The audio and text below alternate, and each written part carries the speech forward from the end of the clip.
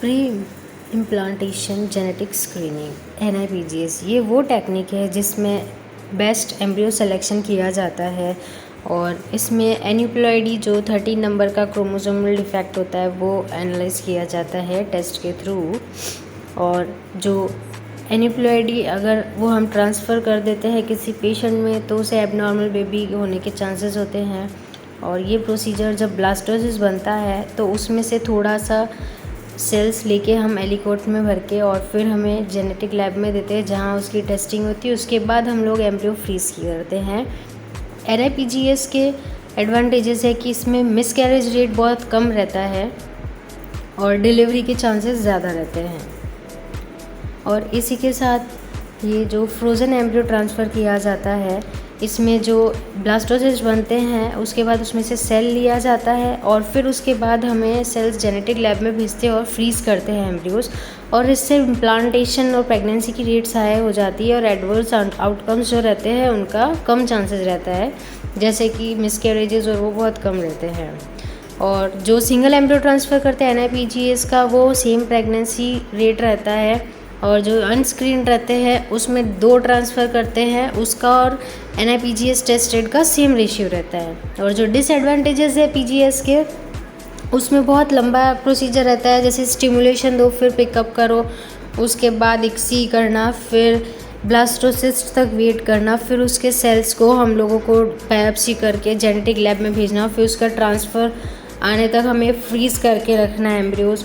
और इसमें ये बहुत कॉस्टली रहता है, टेस्टिंग, ICSI, पूरा प्रोसीजर, स्टिमुलेशन, फिर फ्रोज़न एम्ब्रियो ट्रांसफ़र करना। और फ्रेश एम्ब्रियो ट्रांसफ़र का सक्सेस ज़्यादा रहता है और फिर उसका कॉस्ट और इतना टाइम हमें वेट नहीं करना होता है, बट स्टिल उसमें मिसकैरेजेस की पॉसिबिलिटीज़ है PGS में। और जो रिस्क्स है PGS के उसमें ये किसी टाइम बहुत कम चांसेस रहते हैं कि जिसमें इनकरेक्ट रिजल्ट्स भी मिल सकते हैं PGS के थ्रू। और जो ब्लास्टोसिस्ट रहता है तो उसके जो हम सेल्स निकालते हैं तो उस टाइम ऐसा होता है कि हम फ्रीज़ करते हैं तो वो ब्लास्टोसिस्ट होता है वो स्टॉप कर देता है ग्रोइंग करना। और जब हम स्मॉल चांस रहते हैं कि जब हम फ्रीज़ करके वापस थॉ करते हैं तो रिकवरी हमें नहीं मिलती है। और वो कौन से कैंडिडेट्स होते हैं जिनमें PGS किया जाता है तो उनका अगर पहले मिसकैरेज हो रखा है या बहुत बार फेलियर हो रखा है तो उनके एज के अकॉर्डिंग, अगर जैसे एज ज़्यादा होती तो एन्यूप्लॉइडी में ज़्यादा चांसेस रहते हैं मिसकैरेजेस होने के, एन्यूप्लॉइडी बेबीज़, एबनॉर्मल बेबीज़ के। और इसमें क्या होता है जो सिंगल एम्ब्रियो ट्रांसफ़र करते हैं तो उसमें PGS के भी आउटकम थोड़े अच्छे रहते हैं, जैसे कि हमें उसे लॉन्ग टर्म फ्रीज़ करके रखना होता है अगर तो उसका NIPGS करा लेते हैं तो उसमें हम जो भी नॉर्मल एम्ब्रियोज़ रहते हैं वो हम लोग फ्रीज़ करके रखते हैं और जब भी ट्रांसफ़र करना होता है तब हम कर सकते हैं। दी करंट प्रेगनेंसी लॉस जो हिस्ट्री रहती है किसी के मिसकैरेज होने की तो PGS के थ्रू जो मिसकैरेज रेट होती है वो कम हो जाती है ऐसे नॉर्मल।